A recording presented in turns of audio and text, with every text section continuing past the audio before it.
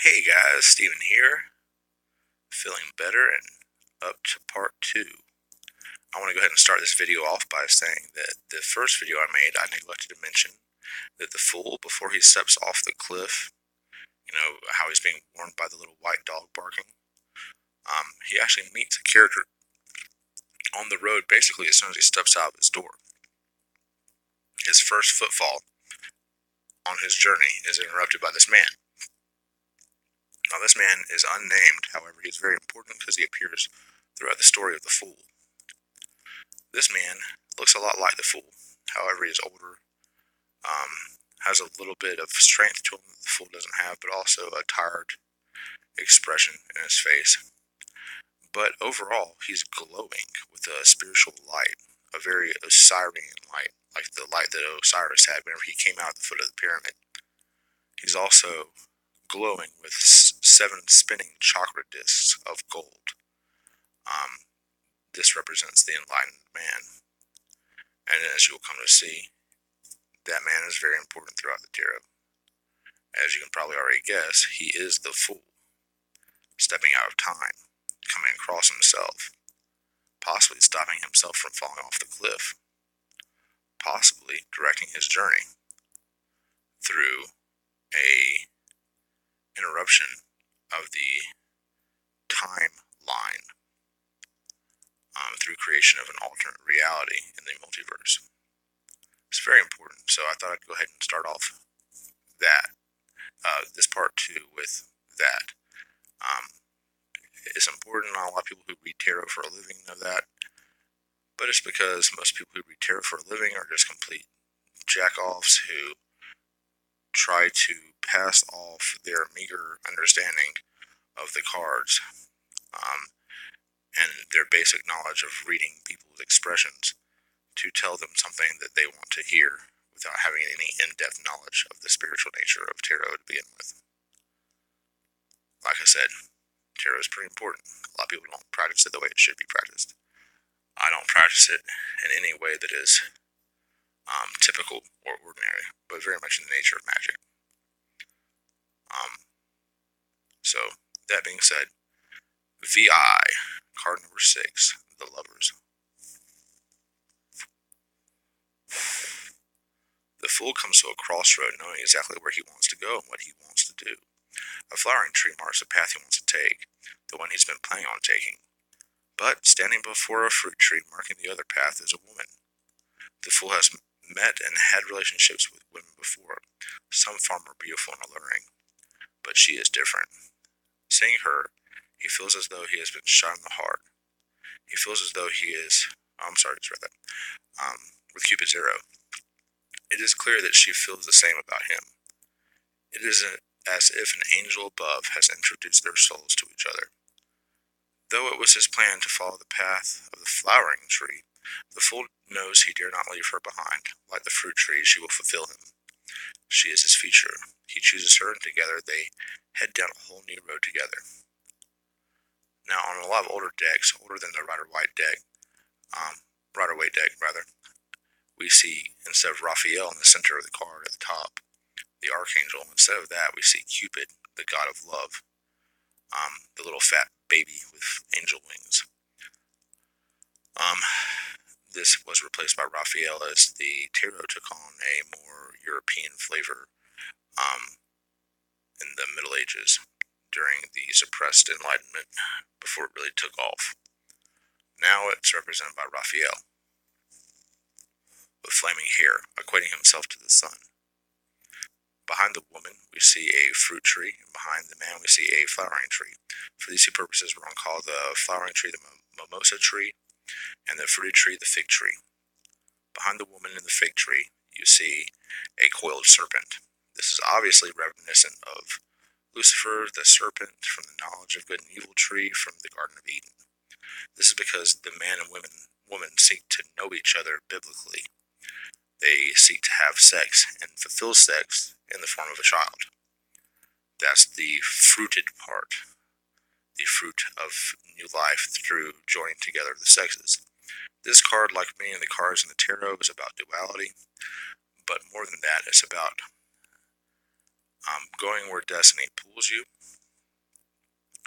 as well as a fulfillment of a stage of man, just like I said last time, Shakespeare's 8 stages of a man, the finding of a mate and producing your own fruit in the form of your children, and thus continuing your gene contribution into the gene pool, is a part of a man, is a part of his experience. There's a certain knowledge that you can't actually attain unless you have children. Like they said back in the day, a man without children knows nothing when he goes to war. A man with children fights for everything. So, the flowering tree is perhaps a beautiful woman that you would enjoy having carnal relations with, but she bears no fruit. The fruited tree might be a woman who's less attractive, but has all the traits that you want to have in your children, as well as the ability to be able to bear them, raise them, and be a partner to you. This is about the duality coming together. In the Crowley deck, the Thoth deck, it's called Lust. I don't feel that's very accurate. Actually, no, Lust is Strength. I can't remember what the lovers were called in the Thoth deck. But this is not necessarily about a love in your life. If you draw this as your main card, it's about coming to a crossroads, purchasing something that you really want that will fulfill you in some way, giving up a job to turn your hobby into your career.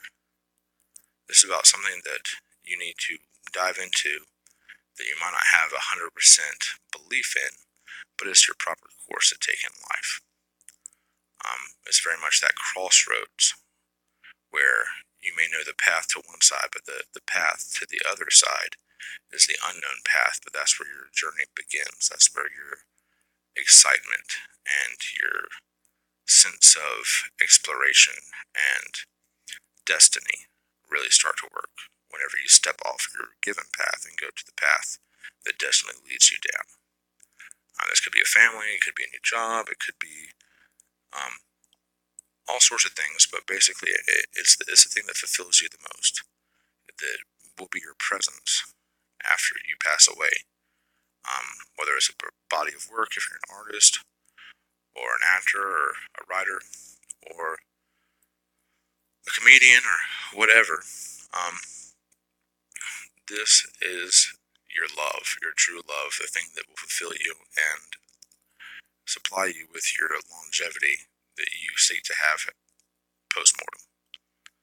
So, card number 6, VI, the Lovers.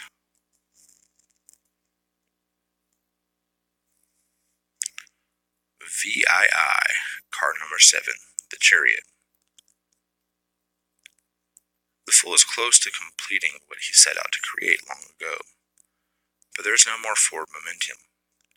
He feels as if he is fighting just to stay where he is. Walking along the shore, it is here that he comes across a charioteer. Standing in his gold and silver chariot, his black and white steeds at rest. The Fool remarks, I feel unable to move forward, what should I do? The charioteer says, first you must armor yourself. Next, you must focus on your goal. Where do you mean to go? What do you mean to do? Your steeds keep the wheels turning, but it is in your control and direction of them that gets them to their destination. The Fool asks, what if someone or something gets in your way? The charioteer replies, you run them down. Your aim is victory, and to be victorious, you must have unwavering confidence in your cause. The Fool then thanks the warrior, but before he leaves, the warrior says to the Fool, one thing more you should keep in your mind, he says. Victory is not the end. It is the beginning. Remember that before you decide to enter into any contest. once again, we see this duality, this black and white steed. However, the charioteer represents one that has come to some level of balance in his life and is able to control both the light and the dark and get them to run together, side by side, towards his own path. This is about someone who is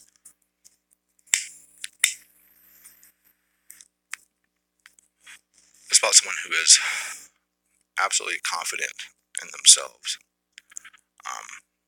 confident in their goal, confident in their mission that they set out for. Whether that is war, which sometimes it is. This does pop up a lot whenever someone joins the military or gets shipped off to Afghanistan or Iraq, speaking as an American. But more than that, this is about someone who doesn't even necessarily have balance in their life between the light and the dark forces, but has found that balance by charging forward.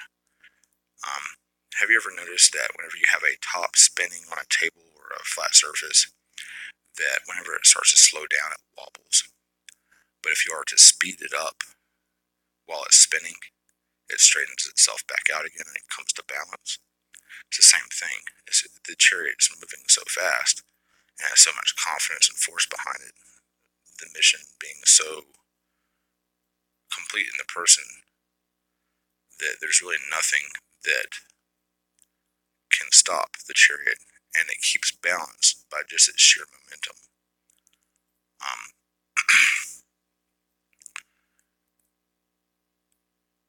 The chariot is very much, well, here I have a pretty good quote for it actually saved. This is how I was thinking about it to begin with.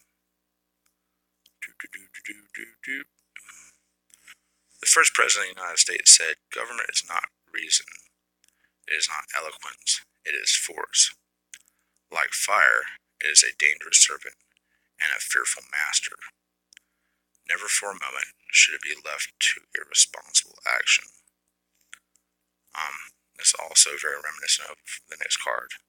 In fact, I see a lot of parallels between the chariot and strength, because it's about a personality controlling the direction of primal forces.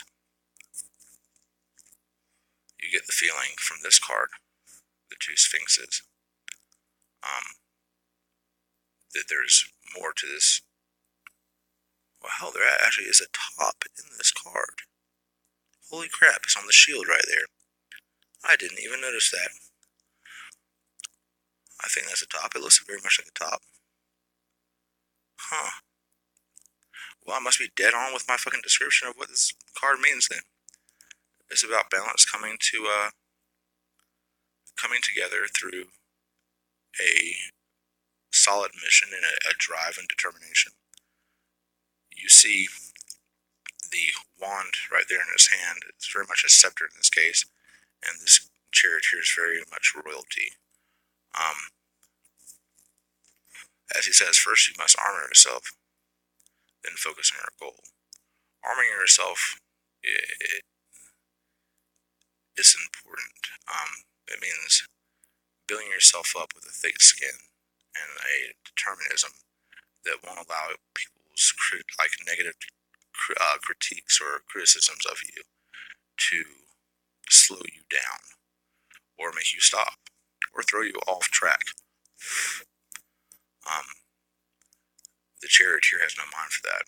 He plows into the front ranks of the spearmen.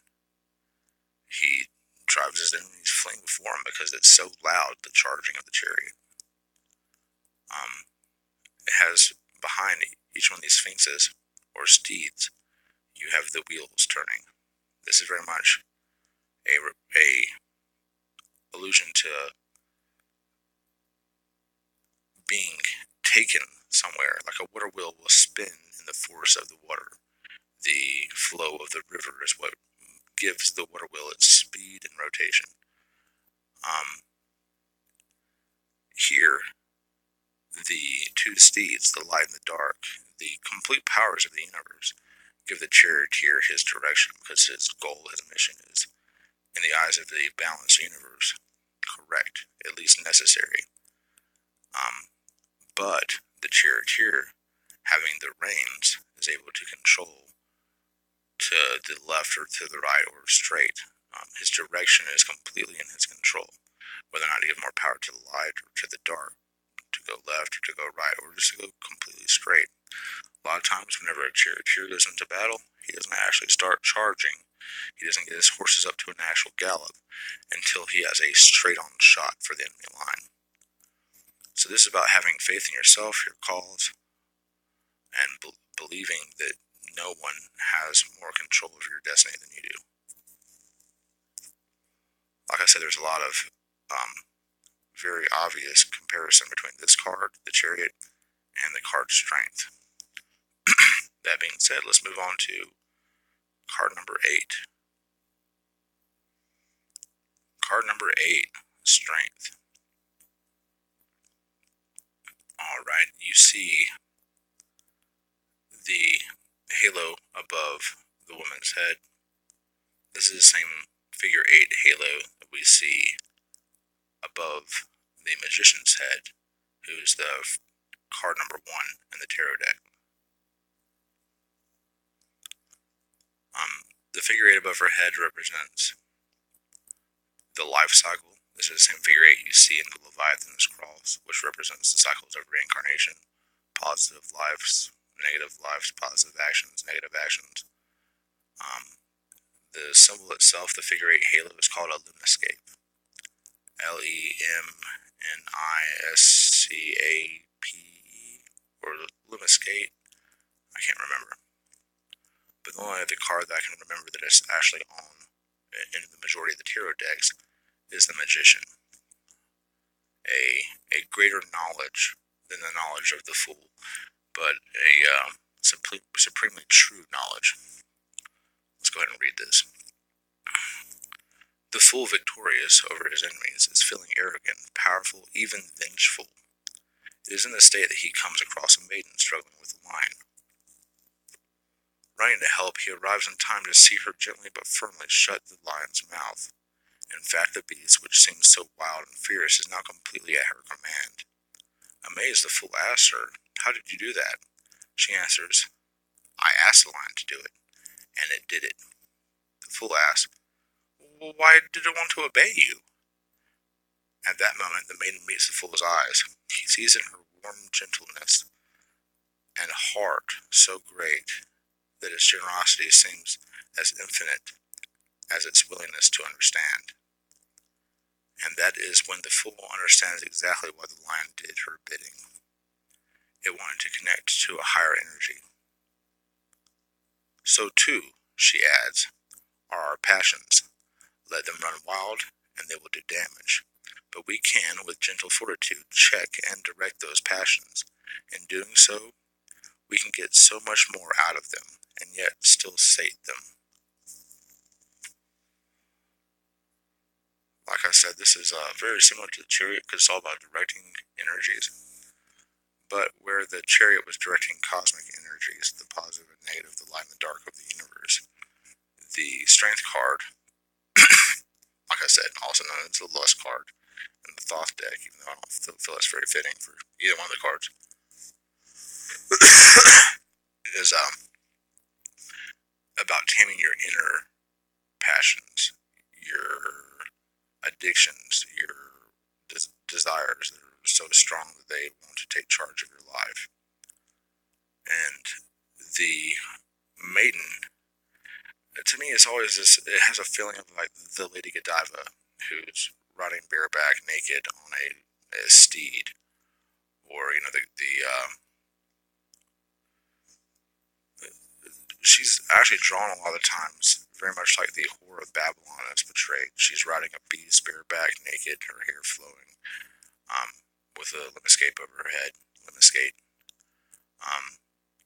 but she's this woman who's in control of something. She's kind of like a Lady Macbeth to an extent, where people always say that, you know, we live in a patriarchy. However, if you look at a lot of the monarchs that have come in our past, they're not exactly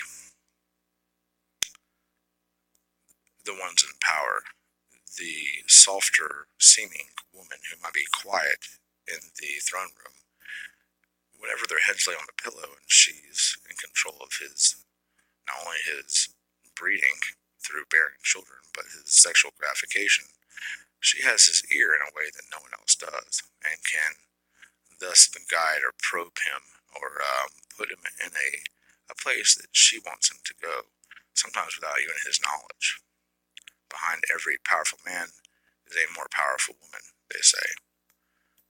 This is about using one set of strengths to control another set of strengths. It's about that powerful female energy of being able to say something without using words, and that ferocious masculine battle type lion energy that doesn't necessarily have direction, just like the charioteer has direction over his steeds. The steeds are what drives it forward. The strength of the lion is tamed by the feminine nature of the woman. They're both necessary, but a lot of times the strength of the lion is an unchecked, unguided strength without purpose or direction, and the feminine energy is what directs the lion. But she doesn't have the strength of her own body, her own physicality, to drive forward with her understanding that she lends to the lion. In that way, they need each other. She, a lot of times, like I said, rides the lion because the lion has the speed to get her where she needs to go, but has as an adolescent lion, has the multi-directional mindset where it could go anywhere, and thus isn't with purpose, doesn't have a point A, point B. It just has a point A and a question mark. So the woman guides the lion. This is very much like Daniel in the lion's den. This is a unwavering faith in your inner strength to tame the more obvious, less subtle, dangerous, scary even, strength of the lion. Like I've said in my previous videos, the way you get a bear to stop running after you or trying to eat you is you laugh right in his fucking face. Very much presented here in this card. 8. We are getting close.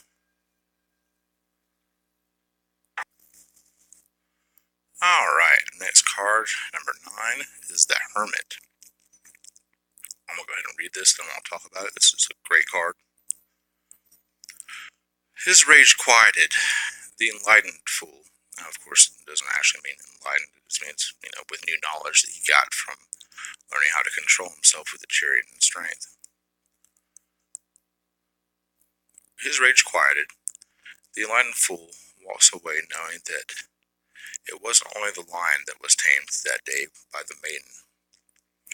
And, his very aggressive self, stepping straight off the chariot, was tamed by her feminine energy. Once again, that duality.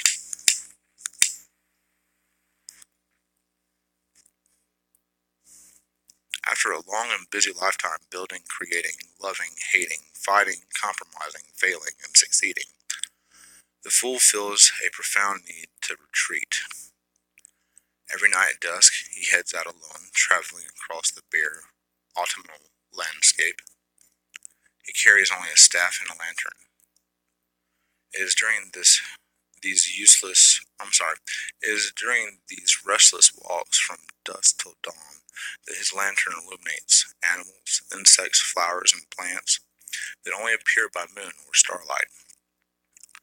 As these secret corners of the world are explored by him, he feels that he is also illuminating hidden areas of his mind. In a way, he has become the fool again. As in the beginning, he goes wherever inspiration leads him. The hermit's staff leans out before him now, not behind, and it carries a lantern, not a hermit is like the lantern, illuminated from within by all he is, capable of penetrating the darkness. Okay, this is important, guys. This is kind of the end of chapter 1, basically, where you can see this is the pyramid, whereas the next set of cards is the valley. The top of the 8 as opposed to the bottom of the 8, which is the next set of cards. It doesn't really kick off until the next card. You see the hermit juxtaposed a lot of times with the moon or the high priestess. The high priestess specifically because of her nocturnal nature. See, the hermit is a light in the dark night. His lantern is his illumination of the world around him, whereas the moon is the primordial illumination. Those animals that are nocturnal that he's seeing, they're going to come out regardless of his lantern because they come out for the light of the moon. So he's seen as sometimes a counterpart to the moon because he's providing this artificial light to the dark night. But it's an internal light to some degree. It's his own sense of understanding, as opposed to the moon, which is a more ancient, more instinctual light that illuminates that other half of the world that humans typically don't see because they're asleep. So the darkness represents the unseen, the occulted, the obfuscated reality that surrounds us in our most sensitive, our most vulnerable state of sleep, where we are defenseless. Humans typically would gather together in places like caves or villages in our early days as a collective, and with someone typically staying on guard or somebody awake at pretty much any given time because of something or another. But we watched over each other. The hermit actually steps out on his own. The hermit is the older fool, the fool who has, you know how the fool has that, the bindle stick that has the handkerchief on the back that has his pack in it. The magician takes his bundled sack and opens it up and takes the stick that was the handle for the bindle and says that that is the fool's wand, his rod, his staff, his magical implement, the fire sign. Well, the hermit goes one step farther and takes that wand, the bindle staff, and instead of attaching a pack on it for his travels, it attaches the only thing he really needs, which is illumination, light. He carries that light in front of him as opposed to behind him like he did with his pack, resting over his shoulder, very lazily. The hermit, however, keeps the staff out in front of him and is sweeping the area in front of him at all times with this lantern, illuminating the different paths that could be hidden from him, but also allowing those that might follow him to have all of their various options illuminated before them as well. He's a leader. Even though he might strike out on his own, the illumination he provides allows people from a great distance away, behind him or in front of him, to see exactly where he's at.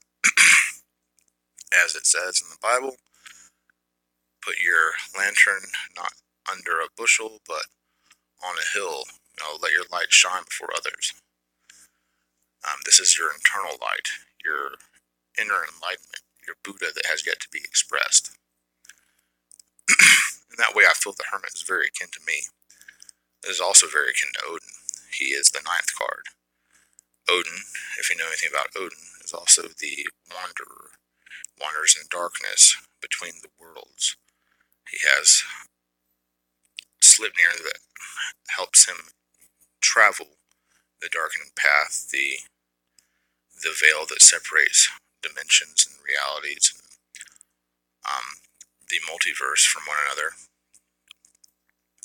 But he is very much a 9, Odin. He has to hang from Yggdrasil for 9 days to obtain the runes of enlightenment, or the language of the Vikings, the runes that I said last edition are actually based off of the Kabbalistic Tree of Life and Tree of Knowledge of Good and Evil, because it has the same amount of paths, or Sephiroth, in it as there are letters in the Viking runic language, and thus runes. These were, of course, written on pieces of wood in their first iteration. In the story of Odin hanging from Yggdrasil, they actually come out of the Tree of Life itself. But even Odin's heart, or Hrungnir's heart, the Valknut, which they put on a lot of Viking graves, it's called the Knot of the Slain, is 3 triangles interlocking with one line. These 3 triangles, of course, have 3 sides each, being triangles. So altogether, 9 sides. These represent the 9 different worlds. But really, when you get down to it, it's Hell, Asgard, and Midgard. The up, the down, and the middle. The 3 chakras. The cosmic chakra, the terrestrial chakra, and your heart chakra. Which is my new understanding of how my chakra system works. The illumination isn't provided by the lamp. It's provided by the fire. And fire only exists under conditions that are very specific. There is a movie called Tron Legacy with Jeff Bridges, the Big Lebowski himself. And he states in this movie that these beings, these artificial intelligent beings that came into creation through his computer program that he is now living inside of in this movie, they're called the isomorphs, I think, or something like that. And he was being asked by his son in this movie, or told, but he was telling his son one of the two. And he said that, the isomorphs just came into being. It was the perfect set of circumstance for their eruption. Just like fire, you have to have heat and fuel, and the conditions had to be just right in order for the fire to pop into existence. But if the circumstances are just right, the fire just springs into life. In this instance, the hermit has the proper conditions for enlightenment. He has lit a candle inside of a hooded lantern. The candle didn't light itself. He brought about the circumstances necessary for the fire to spring into existence. Thus, he's allowing proper circumstances and a prerequisite series of necessary steps, almost like alchemy, to mingle together so that his causation of striking a spark will cause that flame to erupt. Now, without the fuel for the lamp and the hood to shield the fire from the wind, the flame couldn't stay alive, and thus the hermit keeps the flame. That's why in books like The Road,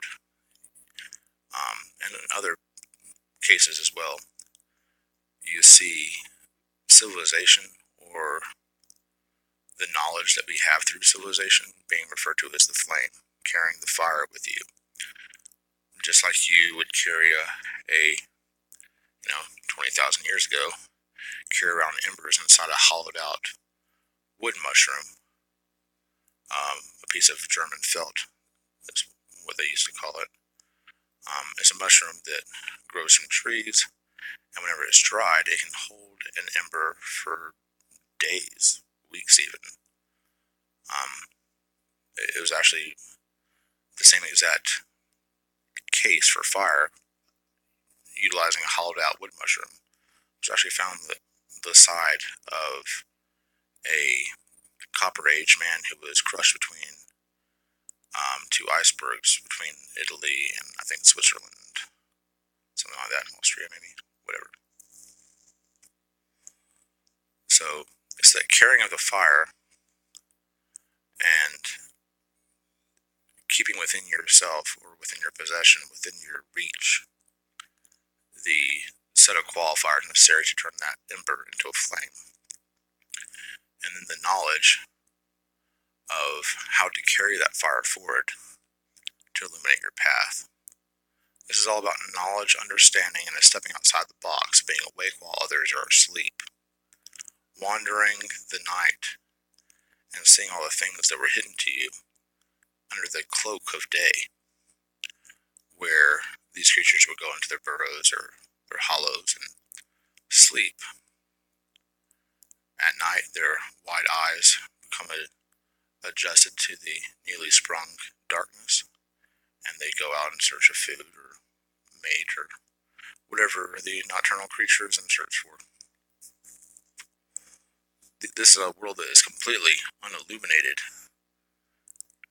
during this point in time. I mean, you gotta think the only source of light these people had was fire. The hooded lantern carried on a staff. That's how every single coach pulled out of the town, village, hamlet, kingdom, castle walls, whenever it went anywhere at night. Instead of headlights, it had a couple of swinging hooded lanterns. This is so that others could find their way following them, so they could find their own way, and so that animals that might seem to do them harm, like wolves or other night scavengers,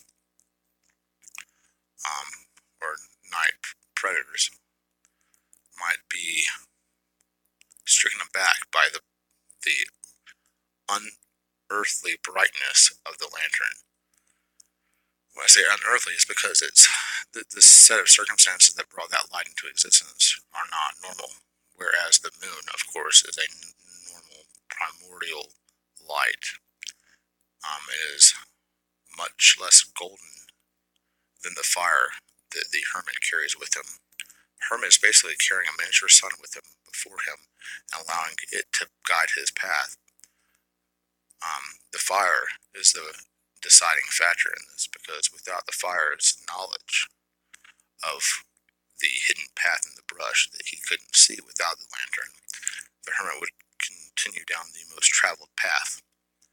If you ever get lost at night, if you've ever been camping as a kid or something, and you're trying to find your way back to the campsite, if you camped in an area that was a public camping site, typically you just find the most worn path and follow that through feeling with your feet, and observing through the limited light of the moon. Follow it all the way back to your campsite. That's where the hermit would be regulated. I'm pretty sure that's a word. That's where the hermit would be forced to travel if he didn't have the illuminating factor of the fire in front of him to find the path that might be hidden from the non-illuminated. This is very much a fiery card. He's using the wand to his full potential now. He's taking the mundane and turning it into something magical through his own effort and knowledge.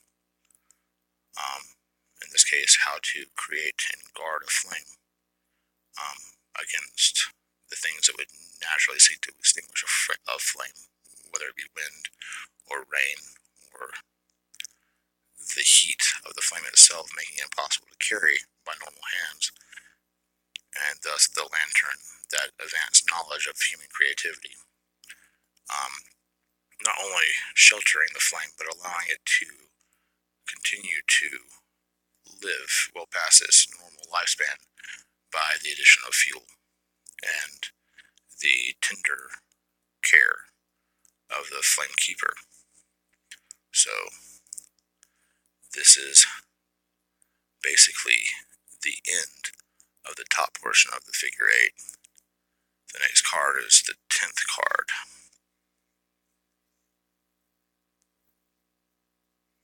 The Wheel of Fortune. From out of hiding comes the fool into the sunlight, as if being pulled up from some low, dark point on a wheel. It is time for a change. Staff in hand, expecting nothing from the world. Then things seem to happen to him. good things. Wandering by a water wheel, a woman offers him a drink in a golden chalice and urges him to keep the cup.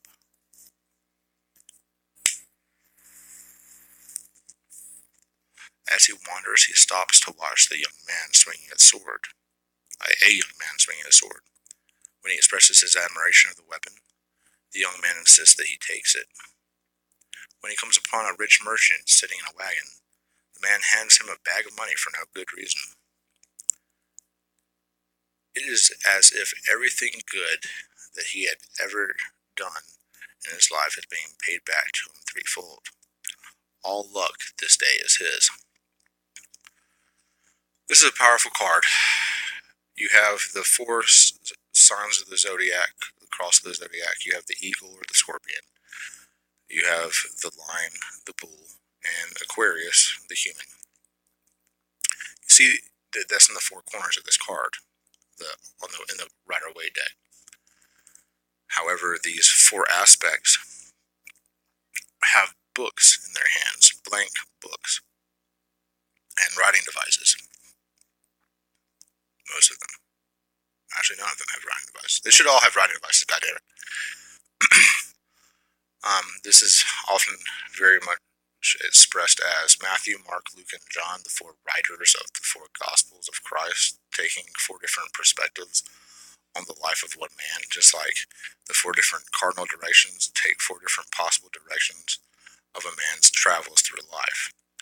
These are, as you can see here, he kept his wand, his fire, his magical implement, that thing that held the lantern, as well as the staff and bindle. But he is given again a golden chalice, whereas before you would assume that he had just a plain old pottery cup in his pack for drinking from rivers or streams he came across in his journey, because it's something that came from his home. It's something that came from him that he was either given or got before the journey began. So it's plain, it's ordinary, something you'd find in your cabinet. But he's given a golden chalice by the woman at the water wheel. He is given a beautiful sword, as opposed to his probably cheap dagger he had originally. And he's given a bag of money instead of a coin, which he had in his bag to start off with. So this is basically a re-emergence of the Magician card. He's given these paths again to take, except for it's upgraded. It's brought in new, because you've exited this first leg of your journey, and I call it the beginning of level 2. You level up to a higher self, a more experienced version of yourself, having all that EXP you gathered from the first loop in the figure 8. As you can see here, it has the red and the blue. It has the blue sphinx at the top of the Wheel of Fortune, and this red dog demon type character. And the thing is, the blue or the red isn't at the top of the... Hold on 1 second, got kids here. Sorry about that. I had a knock at the door and the kiddos were alerting me of it. The Hermit is kind of the first glimpse you get at this introspection that's very necessary in the second half of the 8, the bottom part of the 8, the valley. But really, this is the last card at the top of the 8. This is basically where the waters are between this card and the 11th card. This is, after the Hermit, the Fool, emerges from his period of introspection where he is by himself in solitude, thinking, reflecting on his meditation, meditating on his reflections, having this deep internal mental period of reflection where his primal, nocturnal, hidden self is being explored by himself. This card, he's stepping out into the light, whereas he was in solitude before. Now he's approached by people, amidst people, in the heart of the village. That's why you are to assume that the hermit found the path to this village while in his travels. The hermit is, I mean, typically you hear the phrase, the guy's a hermit, he lives by himself, he doesn't ever come out, etc., etc. Very much like the hermit crab who hides in his shell. Well, that isn't necessarily the case with the wandering hermit, the magician type wandering hermit, the wandering wizard Gandalf type figure, the wizard of greater knowledge that brings light to darkness. He is hermited inside of himself, so he can be anywhere and still be a hermit. However, he's starting to let go of his shell, come out of his shell, so to speak, and giving up his solitude in favor of rejoining society in some kind of tangible way. And because of his period of reflection and deep inner meditation, where he is literally searching for hidden truths and knowledge that are locked within his very being, because of his deep reflections, meditations, and striving towards becoming illuminated, whenever he steps back into the greater illumination of the sun and is around other people wrought to the same spiritual stuff that he is rewarded for his period of self-discovery. Just like almost everyone is. If you go out and if you do some kind of mission work with your church or something, and you go out of the country, you come back and all these blessings you feel are bestowed upon you. And it might just be the fact that you're coming from a place that didn't have much and coming back into a place that has abundant conveniences and luxuries like America. You feel like you're being given lots of blessings because your life is now returned to some more easy / comfortable state where you're around your family. It takes a village to raise a child, right? Well, a lot of times in these villages, people know each other by name, know how old people are. There's lots of gossip passed around because these are basically this huge family collectives where everyone has each other's backs to watch each other while they sleep, just keep each other safe from danger. The hermit, whenever he comes out of his shell and comes back into the village again, he no longer has to light a fire and a lantern in order to illuminate his path. He has the greater light of the sun. His path actually becomes a busy village street where people are selling fish and bread and peddling their wares and crying out news of the kingdom. And there's very much a vibrance, a robust life to this reawakening, like the cock crowing at dawn. This is his crow of dawn. This is the last physical card until you enter into the metaphysical valley below. But like I was saying before I got interrupted, you see the blue sphinx with a sword up top? Like I said, and have said many times before, at the top of the pyramid, those are the blue guys. That is air. And what? Oh my gosh. Let me think about this 1 second. Earth.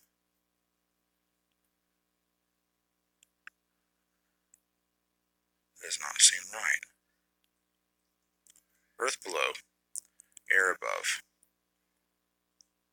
I always get fire and water mixed up, I swear to God. Fire. See, because fire is the wand, and the sword is the air. Okay, so it's fire and earth below, water and air above.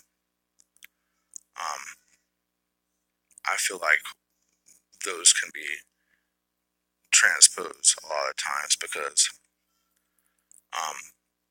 you have fire below with lava and whatnot, but also fire above whenever you have a volcano erupting and fire is raining down from the sky, or a meteorite crashing through the atmosphere, or a solar flare, or the aurora borealis.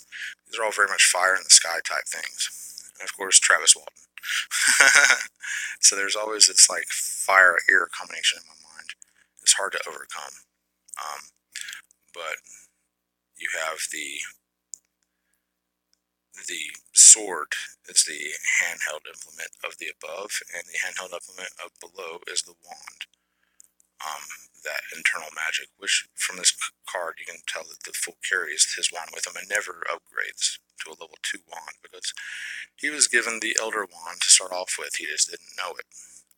Once again, Harry Potter, very much wrapped up in the occult.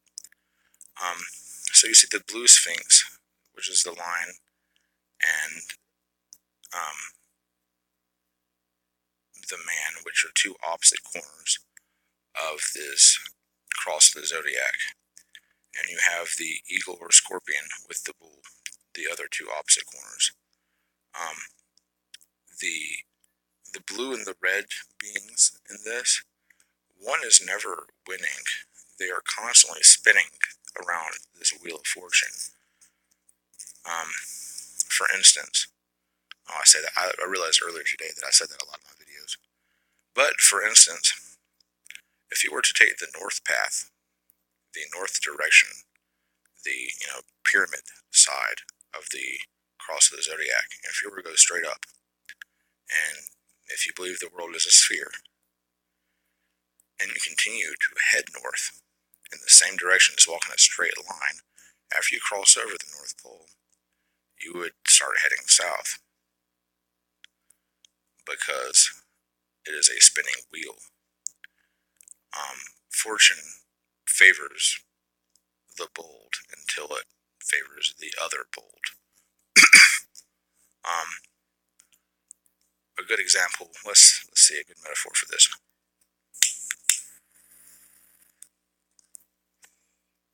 Alright, David Rockefeller. He made a bunch of money. He got to the top, well, at least close to the top of the Wheel of Fortune. However, he died. He went down the Wheel of Fortune. It is a water wheel. That's why the water wheel is mentioned in the first woman that gives him the golden cup, the chalice, in this card.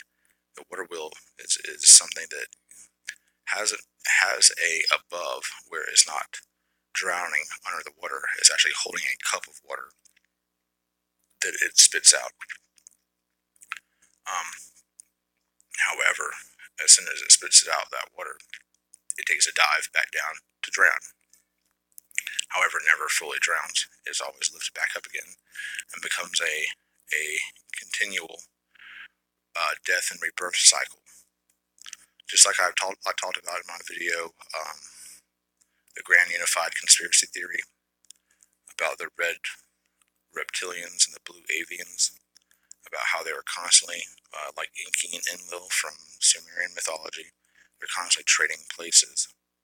Every some odd thousand years, they take turns ruling over humanity in their various ways and using us for their hidden, magical, evil purposes. In the theory I laid out in that video, you have the blue avians, which are fourth spatial dimension beings that actually inhabit the same rooms and buildings and earth that we walk on every day. We just can't see them readily because they inhabit a different spatial dimension than we do. They co-opt religions and change the names of gods in order to heap your worship upon those who are not fit to receive it, by channeling your good-natured prayers towards evil beings through doing things like changing religious texts, altering the mental perspective of a member of a religion and thus changing a religion slightly enough to channel the energy towards them. These are the people who set up priestly castes in ancient Egypt. These are people who killed Akhenaten. These are the people who believed they had the right to have sex with your virgin daughter. and impregnate her. It's all about corrupting your point of view through false doctrine and channeling your worship towards beings not fit to be worshipped. Those are the people, the blue avians, I believe they're now taking over from the red reptilians. That's why you see all the pedogate stuff happening right now, all these mass arrests. These red reptilians, who I believe live largely underground, control humanity, or at least portions of humanity, maybe through bloodlines that they help create through breeding with humanity or genetic alterations. Who knows? Maybe just, anybody with a certain amount of openness. They astral project themselves through the same practices that we use in Project Stargate, the U.S. military. They astral project their spirits into the above ground realm where humans live and actually jump inside of people and possess them just through their own spiritual/mental abilities. They're third-dimensional spatial beings just like us. They exist in the same time as us. They probably stem back from the dinosaurs. But they have a very advanced culture that has very powerful mental abilities. They control humanity instead of through religion. They control humanity through things like fear, war, money, non-religious belief systems. And they literally, eat people, babies. They get high off your adrenal glands. They inspire as much terror as possible so that your blood gets completely saturated with this complex adrenaline. And since their body doesn't produce it naturally, they get a kind of high off of it. Just like you see lemurs licking poisonous millipedes or chewing them up so that the toxins that the millipede puts off its exoskeleton saturate their mouths. Then they drop the millipedes back down to the earth below, getting high off the poison. Just like we consider fear to be a negative part of our lives, the reptilian class that has ruled us for probably close to 3,000 years, they look at that poison of fear as a delicacy and want to inspire it and keep it going through humanity so that they can feast. This very carnal version where the avians are very spiritual, but they're both negative. Don't mistake the blue avians for angels or their religion or even helping us out of this reptilian tyranny, quote unquote helping us, just exchanging places really as rulers. Don't think that what they're doing is bringing a positivity to humanity or to your life in particular. People like Corey Good and David Wilcock have been pushing this positive blue sphere being alliance bullshit for a minute now, and I don't believe in any fucking alien or otherwise race of beings interacting with humanity in the darkness. If you have positive intentions, there should be no reason in the world why you wouldn't unveil yourself to humanity. Fuck the Prime Directive. Prime Directive makes sense to some extent, where you wouldn't interfere with the culture of evolving cultures throughout the universe as you visit other planets. But at the same time, if we went out into the universe and we found a pre-industrial civilization of humanoids and found communication with them easy enough and saw them enough like ourselves, we would want to help them. If the best of us, the best of humanity, were the ones traveling the universe, and not, damn near evil humanity, then we wouldn't want to co-opt them and enslave them like they do in Avatar with the Blue Na'vi. We wouldn't want to pillage their land and take all the unobtainium for ourselves. We would want to help elevate them in any way that they saw fit to allow us to do. And we'd be right out there on the White House lawn with our flying saucers if we were the extraterrestrials. I truly believe that, because it's all about creating this universal community a democracy of ideas, and those who hide in shadows have something to hide. That goes for the blue avians as well as the red reptilians. But they're constantly on this wheel of fortune, this midnight and 6 o'clock, this top of the wheel, bottom of the wheel. It all depends on perspective. And is anyone really at the bottom if they're constantly in a state of motion and spinning around back towards the top? Is anyone ever at the top if they're falling back towards the bottom constantly? You know that the moon doesn't orbit planet Earth, or any satellite for that matter. What it does is it falls around the gravitational dimple that our mass exerts on time-space. So satellites, our moon, meteorites that orbit planet Earth in a stable orbit, they're constantly falling. They're degrading in their orbit. They are spiraling towards something. And that way, it's never really nighttime because on the other side of the Earth it's daytime. It's never really daytime because on the other side of the Earth it's nighttime. And underneath the Earth, shielded from both night and day, you have another perpetual balance. It's that gravity between worlds, realizing that what goes around comes around, and good deeds come back to you threefold, just like you see on this card, as do bad deeds, and you're your own judge. If you deem yourself worthy of good, then good comes to you, if you've earned it in your own eyes without lying to yourself. It's all part of this universal exchange, this reincarnation of thought, idea, belief, and substance that perpetuates itself through time in a period of rest and excitement. This Shiva Kali, this active and inactive force that, while one side drowns, the other side is exposed to light and acting as a vessel for the waters of the spirit. This card basically is the beginning of chapter 2, but also the end of chapter 1. As all things are, the beginning is the end. Just like the fool meeting himself on card 0, the enlightened man. The fool is the enlightened man. The masterful. Masterful. That's kind of cool. But yeah, this card is about transition. It's about, hey, if you're in a bad spot, be brave, tough it out. Good things come to you if you have faith. If you're in a good spot, don't be haughty, and remember, pride cometh before the fall, and eventually you'll lay on your ass.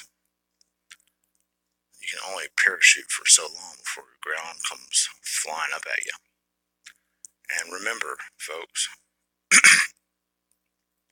just as a charioteer said, I guess a parallel thought, falling does not hurt at all. I can jump out of a 50-floor building, and the fall itself does not scare me one bit. It is that sudden landing that really sucks. So don't be afraid to go back down to the bottom of the wheel. And if you armor yourself like the charioteer, then it won't hurt nearly as bad as you think it will. The fear of it is always worse than the actual event. And sometimes it's important in your life to cut out things that you fear, if they cause you fear. Or imagine yourself without, or with that fear becoming fulfilled, and realize all the stuff you still have. And practice that mentally. For instance, if you're in a bad relationship, and you're afraid of your girlfriend or wife or husband or whatever cheating on you, think about what would be the worst part of that if it actually was fulfilled, and it did. You'd still have your health, you still have your life, you still have your friends, your job. A lot of times, the fear that we create in our mind is much worse than the event if it were to actually transpire. So, keep your brains about you. Realize that all towers must be torn down. and that your hard work is always fleeting, because all things fall apart. And if you build up a tremendous amount of wealth in this world, just like Rockefeller did, you can't take that shit with you. So contribute something to someone else, as opposed to hoarding all that you gather and learn in this life.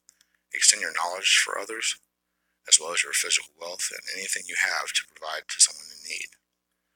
That will ensure that whenever you hit ground again, whenever you become the bottom of the wheel, there'll be someone there to lift you back up. You always come back up again. The key isn't to stop the wheel from spinning. The key is to go to the middle of the wheel, the eye of the hurricane, where there's this profound stillness, where you can see the sunlight through the storm. You just be the eye of the hurricane, people. Be not north, south, east, or west, but be you are here on the map. And as long as you always have that, you'll never know. You'll never not know where you are. There'll be a big red arrow pointing right at you, and that's not any cardinal direction that I know of. And besides, cardinal directions are all fucking... Do you think Australians think of the map upside down? Or do you think they look at it like we do, as people who live, the 90% of human population that lives in the northern hemisphere? Do you think that they turn the maps upside down and then print all the words onto the map so it looks like Australia is actually at the top of the map as opposed to the bottom? Do you think Antarctica is their North Pole, or do they still consider that the South Pole? It's all a matter of perspective. I'll leave you with this last metaphor or analogy or whatever. I do a lot of plumbing work, and whenever you're screwing a piece of pipe onto another piece of pipe with a fitting, I always fuck up tightening or loosening that fitting. And everyone always says, lefty loosey, righty tighty. I'm like, that makes no sense. If I'm facing the other direction or I'm screwing it backwards, then it doesn't make any sense at all, because it's actually lefty tighty, righty loosey. So I started looking at it as counterclockwise and clockwise. Tight clock. Loose counter. Because it all depends on which way you're facing, which direction you are, if you're above the pipe, below the pipe, to the left of the pipe, behind the pipe, or in front of the pipe. Matters of perspective are important, obviously, or they wouldn't be represented as 4 different beasts at the cross of the zodiac, which are 4 different perspectives: the wicked witches and the good witches. But as we saw, the hermit walking through the autumnal path, the autumn path, the equinox path, the left and the right, the west and the east, we see a transition here, a full circle where we have the 4 paths laid out in front of us, just like with the magician, and a straight path to take. This card has a lot of comparisons to the last card in the tarot deck, called the universe, the cosmos, or the world.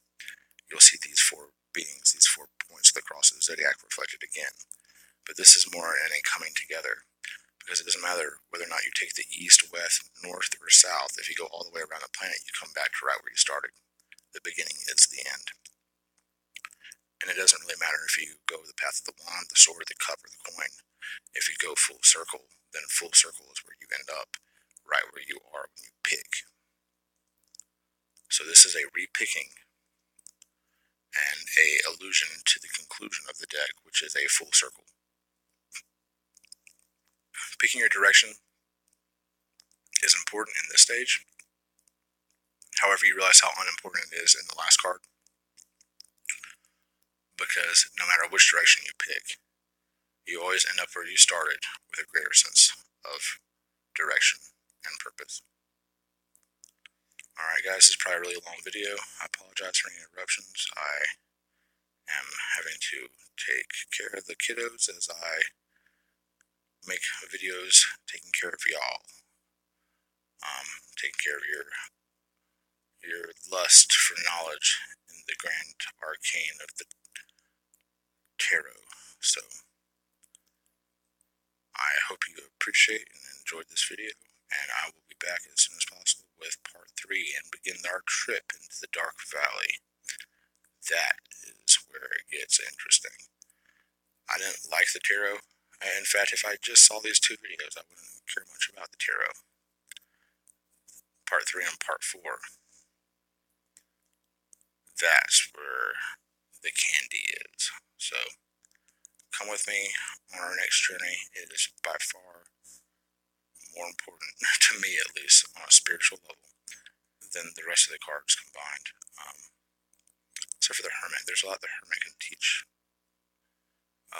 There's a lot you can learn about self-reflection and being the best you can be.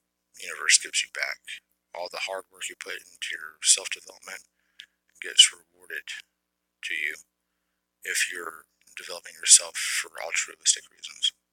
So, work on yourself, work on your knowledge, work on helping those around you, because you never know when that bullet train to the Almighty calls last call and you get taken on a trip that you'll never forget. So, peace, people. Y'all have a wonderful night, day, or morning, evening, whatever. It will soon be the opposite of what it is now. Love y'all. Bye.